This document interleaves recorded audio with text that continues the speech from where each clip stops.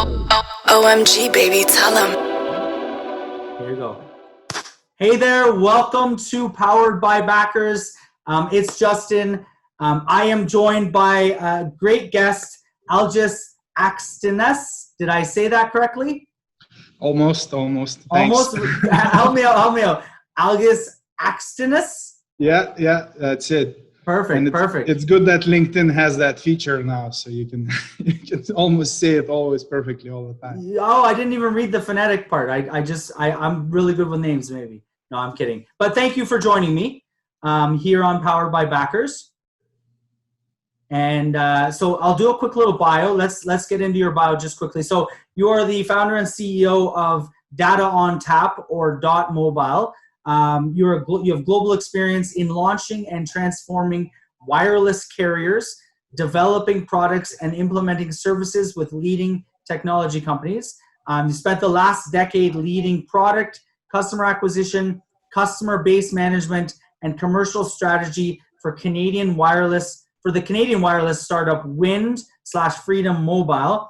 And now you and your team are building Dot Mobile, Dot in an all-digital MVNO, which is a smart, tiny telecom designed to be affordable and awesome. We're all about being awesome. So let's jump into that. Dot Mobile, just off air. So you mentioned, you've had I'll do it on air. Congratulations. You just had a baby over COVID. We just mentioned that off air, so I'll throw that on the video. So congratulations. Thank you. Yeah, and welcome to Powered by Backers. So why don't we jump right in? Tell us a little bit about Dot Mobile. All right. As every other industry and sector going through digital transformation, telecommunications is obviously one of those sectors. And Canadian telecommunications industry is both transforming in terms of technologies and network technologies and digital technologies, cloud technologies, but also transforming in terms of what business models will be allowed to operate on sort of network infrastructure. So some of you might know that there is a new law that was passed in 2019 that presumes the wholesale access to wireless networks, and Data on Tap, our company, is a proposed full mobile virtual network operator. So virtual is the key part here. So that's the MVNO, mobile virtual network operator, right? Yeah. So if you are building your own towers, you're an MNO, mobile network operator, okay. And you operate your own network, but you can operate someone else's network, with a similar features, and that's the MVNO. And that part is not yet available in Canada, but that process is ongoing. So right. So and we met actually literally just before COVID in March at a conference, and I was speaking with yourself and your partner sort of at the two different days there. And I had I'll have to refresh my memory a little bit, and maybe you'll have to refresh it. My understanding was that the regulations were much more open in the US compared to in Canada, and that what you were trying to offer, correct me if I'm wrong, was somewhat available in the US, but it's just starting to become available in Canada. Am I correct in that sort of understanding? Yeah, it's around the world, US. Or globally, yes. Yeah, and MVNOs in US take about 10% of the market. Okay. Of that market. In other markets, let's say Australia, it takes 13% MVNOs take of the market, and then different other markets, MVNOs serve different niches and smaller kind of customer groups, and there are about 1,300 in the world. So let's. I mean, I was kind of interested when I was talking with you guys back a few months ago. I think it's really interesting to understand the mobile sort of market right now. One thing that I was kind of blown away by, and I didn't know this, and you can explain it. So Bell and Rogers each have 3 tiers of providers that we don't know are actually Bell and Rogers, right? Can you explain that? Maybe go into that a little bit. I believe there's like Freedom is, whatever, and then there's, whatever they're called. Like, what are the 3 levels for Bell, let's say? Yeah, so I might be wrong here with describing the market, but I think 93% of the revenue is concentrated in Bell, Rogers, and Telus' hands in Canada. The annual wireless industry revenue is $27.1 billion. Right. About $7 billion of that is the hardware, and $20 billion is the wireless. Right. And 93%, I believe, or 90+% is concentrated within Bell, Rogers, and Telus, and they do have so-called flanker brands. So Rogers operate Fido and Chatter brands. So Rogers goes. That's what I thought was interesting. They have Rogers, Fido, and then Chatter. Yeah, so a lot of it makes sense, and sometimes within operator you can do that just with rate plans. But there are other trade-offs, branding things, and competitive reasons why you want to have these flanker brands. You could say that Chatter was born when Wind was launching, as a countermeasure, and they do serve different market segment, so to say. And then Bell has Virgin Mobile and Lucky, and Telus has Kudo and Public Mobile. As well. So which I thought was interesting.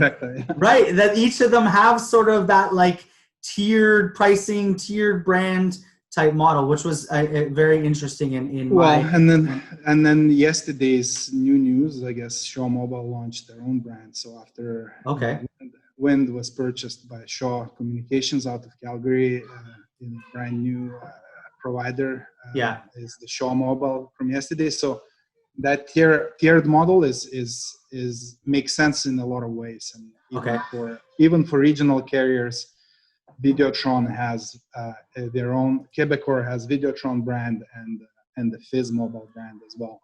Cool. So let's sort of talk to then. Where would you coming in with Dot Mobile with your own MVNO?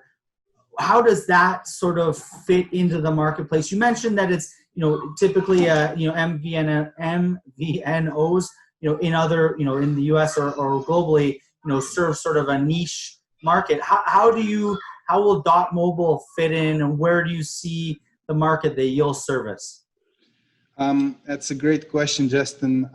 We believe that there are a couple of drivers for Data on Tap or Dot Mobile business. One, there is a very kind of we think that the market is very competitive, and there are choices on the top end of the market, but the lower end of the market is kind of disproportionately forgotten by the big players. So they're motivated to upsell with a new phone and kind of sell you on a contract, but very little kind of is being done on the low end, where you want to repair your phone, you want to sell it to someone else, and kind of keep the ecosystem a bit more affordable and cheaper. Right. So there is a need in the market on that low end predominantly. We know that Canada is, I believe, 31 out of 37 countries by data usage in OECD countries. So in the developed world, Canada is 31st place out of 37. That's a bad number, right? That we're lower. Yeah, it is. It is there. You don't want to be there. Right. And that's even more stark number when you think about Canadian networks, which are one of the best in the world. So what does that mean by data usage? Sorry, just to clarify. So we're 31 out of 37 for data usage on like a per month basis? average per month, and it's 2.5 gigabytes per month per user, basically. Yeah. And is that because data is too expensive, or is it because we don't use it, or like what is the reasoning? Because I mean, I wonder what is it like.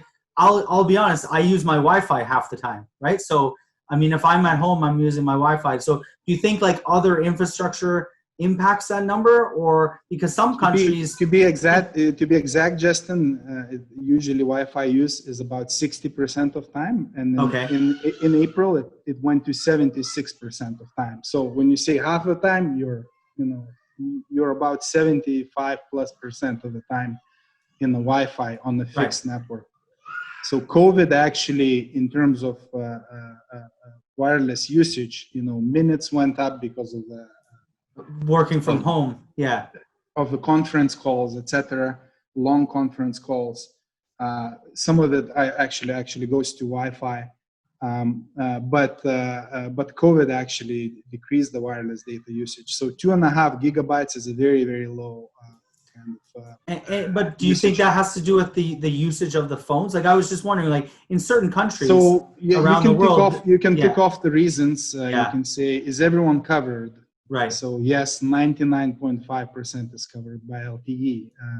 Fast LTE. So that means 82% have smartphones. In Canada.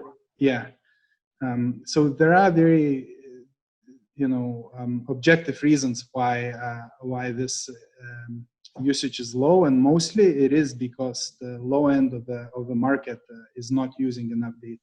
Okay, so that is the reason. Yeah. So there is a need. We're talking about why .mobile is needed in the market. Yeah. There is actual need in terms of affordable access. $30 to $40 a month.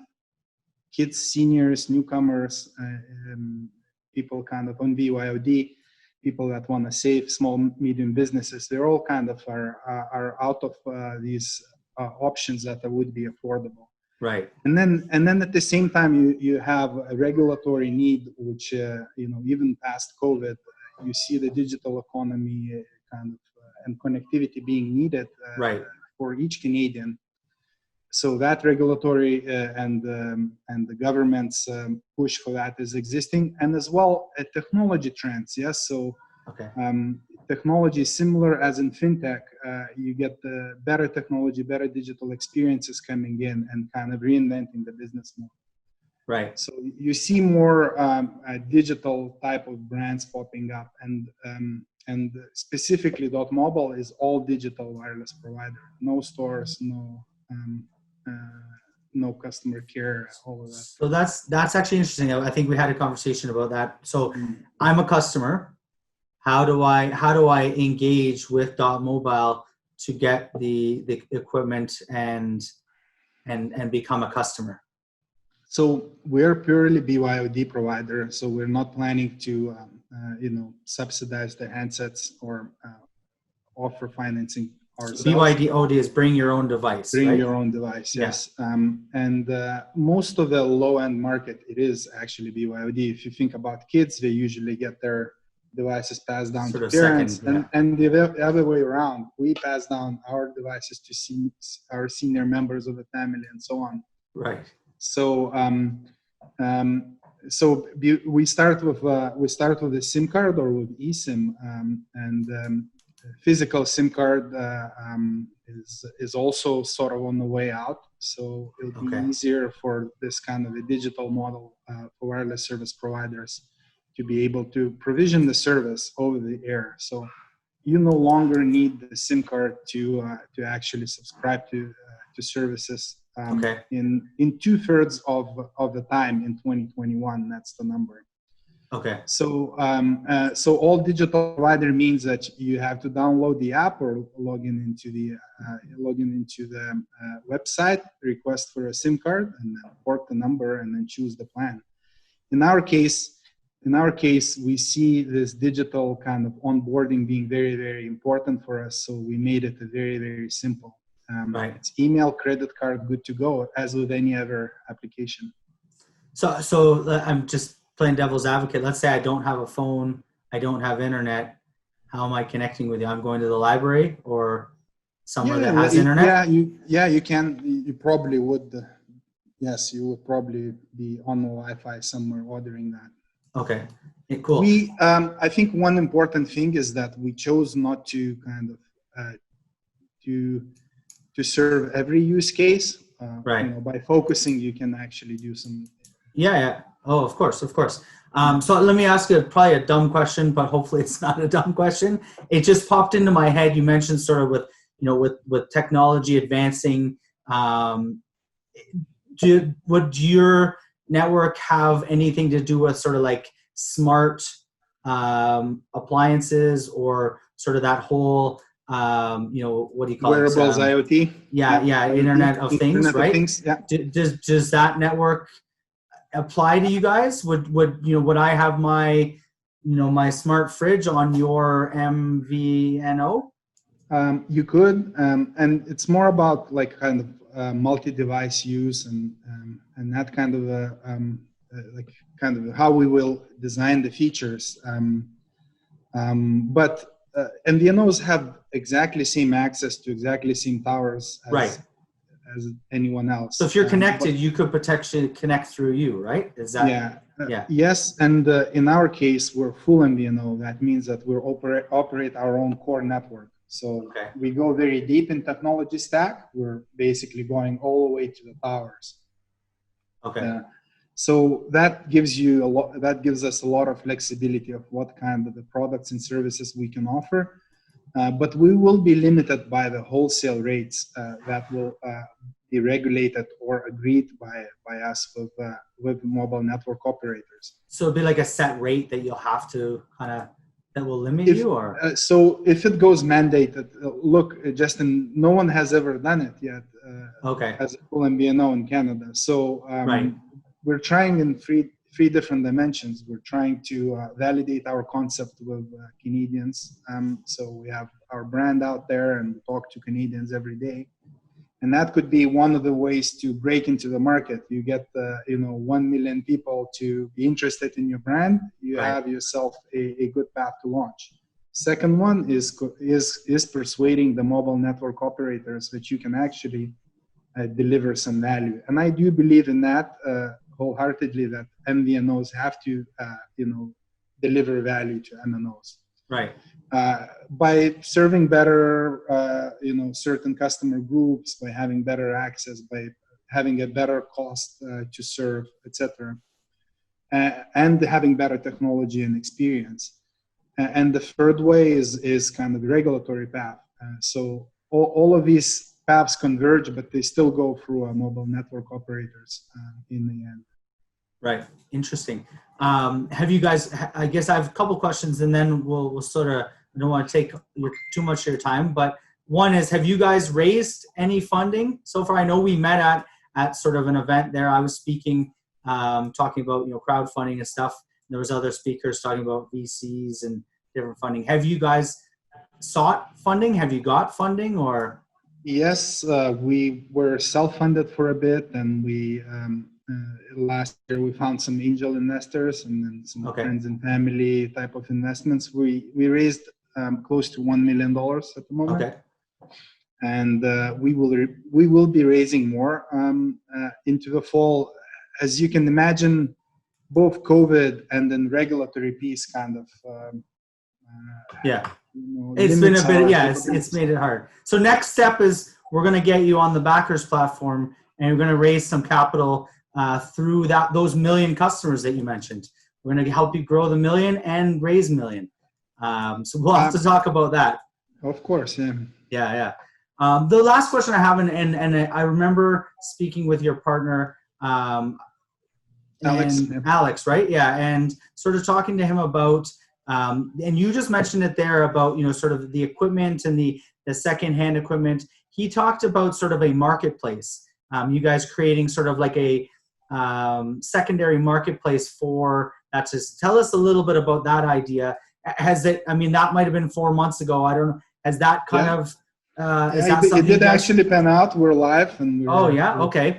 We're post-revenue startup. Oh, awesome!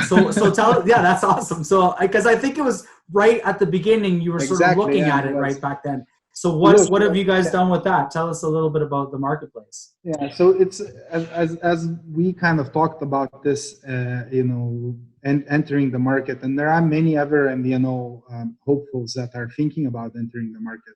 I would probably, can count about 5 that already are working actively or more, but there'll probably be 20 or so that will try. Okay. And and each approach might be different. And as I said, the wholesale rates might be kind of breaking everyone's dreams about launching, $50 or $40 unlimited plans. Right. So you have to have sort of a unique way to enter the market, we think. And our way was, we knew it will take a long time, and we knew we want to be all digital providers. So we started building it from the kind of application side, from the ecosystem side. And as I mentioned, we're about the moderate users. We're about the kind of people that are value conscious and so on. Right. So we're about the body shops for cars or for smartphones, rather than about upgrading the new car dealership, right? You're about exactly, new car dealership. So we see this huge potential in the ecosystem to be able to sell to people and to offer services and products for the devices that are in their hands. Right. So while Bell, Rogers, Telus, Freedom, and Shaw Mobile will likely push you to upgrade the phone, we're looking at the people that have 1-year-old phones, 2-3-year-old phones, and trying to see do we need a new case because that kind of protects their screen and prolongs the life of the handset, preserves the value. Do we need a repair? Do we need a trade-in? Do we need insurance for the screen, etc.? And all of that is a part of our ecosystem inside the app. So we went and built it as a marketplace, used some Shopify APIs, used some Stripe APIs, used some modern tech. And we built this microservices-based application that's able to consolidate and to offer a very curated experience for the mobile device users that automatically detects the device and provides a sort of array of services and products for your specific device. Interesting. So it would know I'm on whatever device I'm on and recommend different types of accessories or upgrades or different things. So we're in the beginning of the road here, but obviously, like, we're interested when you're done with your device. We know that our members have 2 to 4 devices in their drawers, so we want them to trade them in, to recycle. We want them to donate it if they don't need it, repair, to sell it somewhere else. So on itself, that's a business. But also, when you think about content marketing and when you think about acquisition strategy, especially in the digital, it's a brand recognition, right? They've already starting to use, and there is a lot more to talk about. So what we like about this idea and about this is that we have a lot of experience kind of in marketing the megabytes and plans and so on, and Canada, US plan, and et cetera. So, but these things no longer are exciting, and you can't every day post about megabytes. So we're excited about having this content marketing piece, talking about interests, talking about remote work and headphones and gimbals for people that like photography, and car mounts, and for people that deliver the Uber Eats and stuff, etc. And it has so many good ties to our strategy. Even Uber Eats has a tie to our strategy, because we want these guys to have our SIM cards in the backpack, and to physical ones, the ones that still need the physicals. SIM. It's funny you mentioned the phone. My wife took a picture about a year or two ago of a stack of all of our old phones, and there was 10 or 12 of them back, all the way old Nokia flip phones, and the little Fido looked I called it a little bone. It was looked like a little Blackberries in there, probably. No, I've never had a BlackBerry. I had one for work for a couple of years, but I personally have never used a BlackBerry.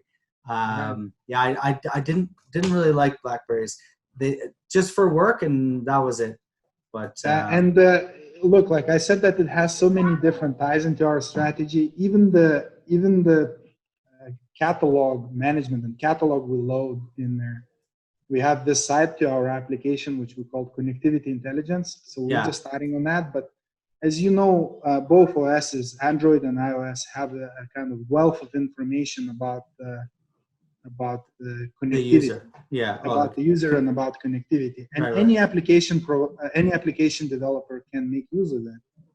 And you usually see these kind of connectivity-related applications, speed test applications mainly, being only useful for one thing, telling you what current speed you have, maximum possible current speed. And the other outcome out of it, carriers go out and receive these nice awards, who is the fastest, etc. But no relation and no kind of attribution to you at all. Right. So we're working on that side as well, and it's an important side to our application. And Marketplace kind of contributes to that. Is that while using the application, we can see your speed, we can see how many dBms you have, in terms of connectivity strength, etc. What network you're connected. How is the ping doing? Is it available? Are you on 4G? Are you on 3G at the moment? Right. And then on what kind of make and model of the phone you are. And then obviously connect that to machine learning and then connect that to personal insights. So we're more looking into, as a connectivity provider, we're looking into providing insights on your connectivity. Right. And would you then give that back to, so where would you use the insights to give back to the user or? Back to the users. Yeah. And actually, because we're MVNO, we would use it also to keep our network operator partners real as well. Okay. Because we're interested in what kind of quality our backend, our users get in right. Interesting. So it would also give you evidence on the service that you're providing. Yeah, as much as you obviously have some information in your core network on the strength, etc. Yeah. But on a per user basis, it's more broken and per down. application, per different base. So we're saying it's no longer coverage maps. It has to be more patterns. It has to be. What about iPhone 11? iPhone 11 is very different connectivity from iPhone 8. Okay. I can tell you that because there is much in more. a good way or in a bad way? Is it harder? Well, in this case, in a good way, connectivity obviously has its own issues in terms of overuse, but right. In a good way because you have much more radio, much more compatibility with newer frequencies and carrier aggregation, which allows you to aggregate two different frequencies. Okay. On the Wi-Fi as well. So that's how you get to 1 Gbps speed on mobile. Right. Is actually your phone has these multiple channels. Import. Yeah. Yeah. Interesting. Yeah. Very interesting. I can talk about it for a while. Yeah. But some of it's a little over my head. Even I get the specific, but it's definitely one of the things I've looked at, and I'll use the analogy maybe to kind of clear up sort of. You can tell me if I'm right. So I've been looking at doing live streaming, right? And so we've been looking at certain sort of like switching boards and different things. And one of them where you can use wireless, you can actually plug multiple phones into it. So it's actually pulling from both phones for the wireless. So what you're saying is, if I can use the analogy, your phone in and of itself is pulling from the best options. So if you have a more options available because the phone can detect more options, then obviously you're going to have depending on where you are, if you're, out of the city or in the city, you're going to have better connectivity with that newer phone with the broader option spectrum. Correct? Absolutely. Yes. Yeah? The better the chipset on the phone, right. The more frequencies it does support, the more frequencies it can aggregate. And to make your speeds faster. Yeah, and there's multiple other things there, Yeah.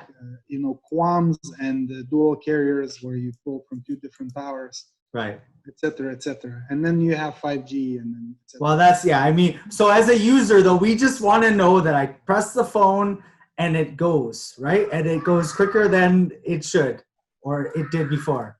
Yeah, but you're changing the carrier. You're interested on your phone what kind of experience you should expect. You also travel. You're at home. You're in the cottage. You're in other places. Yeah. In your pattern, how would you fare on let's say Freedom Mobile now if you would port? Would your average speed drop or not? You don't know, but we hopefully we will. And so would you be able to provide that data back to somebody to say, hey, using this phone, you weren't able to use it at the cottage, let's say, because That's of the this, goal. Yeah, right? And now if you were to switch to this phone, you would be able to use it on our same network. Yes, and the MNOs have a potential to have a multi sort of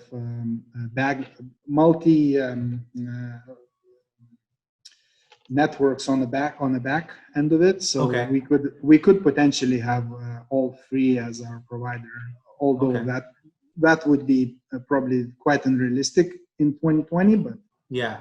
The goal could be is that you could have all three national networks and you could choose which one you want to use it on, depending on where the service area. Yeah. And you see these kind of the providers in the States that are using multiple radio access networks for the service. Cool. Awesome. Well, Algis, I really appreciate you coming here on today. I have one last question. I ask it to everyone. It's just become the sort of the de facto closing question. It's sort of like more of a if you were to give some advice, right, to somebody starting up. Obviously, I talked to you guys a few months ago. You've continued. That's awesome. I've heard some people. This has been a tough time. But if you could give one word or one piece of advice to a younger you, that's starting out, or somebody else that's starting out, what would that one word or one piece of advice be as an entrepreneur? Perseverance. Perseverance. It's actually that and persistence are always the sort of the same kind of, it's along those lines. It's funny though. It's true. Like, why do you say that though? Tell us your thoughts on that. I like to believe in what I do, and I think that kind of is the start for any business idea. Is kind of believing it in yourself, and then talking to more people, trying to persuade more people, trying to persuade your customers, your partners, and then for all of that, you have to have a belief in what you do, and obviously the startup road is tough and path is tough. So you will need more than you think. You will need more time than you think. You will need more perseverance, more. Yeah, there's when the going gets tough, right? The tough get going, exactly. Right? You have to have that perseverance. And I think that's the ultimate reward is that. That after, if you are able to come out in the other end, that's kind of the ultimate reward for anyone who kind of is in the startup world. Right, the persistence and perseverance, they pay off in the long run. Yeah, exactly. In one shape or form, it will be rewarding. You will learn a lot. You might make some money. Hopefully, you are able to deliver some change in the market. Yeah. We don't like to see businesses that are just doing nothing. Exactly. Spinning their wheels. Hopefully it can be impactful for society, yourself, and then can cover everyone else around you. And then for that, you kind of need a lot of perseverance, a lot of motivation to keep on going. A lot of internal belief that you can keep going right through those. Yeah, and it gets better. It gets easier. You get someone saying that you're doing the right thing, and then you can continue further on. Awesome. Well, continued good luck and continued success with Dot Mobile. And like I said, let's get you on the Backers platform. we can raise some capital on the backers platform. So. Hopefully soon enough. We considered it. We're sort of waiting until like we're in sort of out of regulatory conundrum there, and right, and are more on a good steady footing to ask for public for funds. We kind of that's. Yeah, we'll stay in touch, definitely. Well, Algis, thank you very much for joining me again. We'll disconnect. Everyone else, thank you for joining me. This is Justin, powered by Backers. I will see you guys again. I'm actually going on vacation for a week. I'm going to the cottage. No power, no running water, no hydro, nothing. So I might not have cell service up there. I'll come back and let you know, actually, Algis. I'll let you know. We're going way up north of the Sault Ste. Marie. So we'll see. But anyways, powered by Backers, Justin, I'll see you guys in a week. Have yourselves a great day.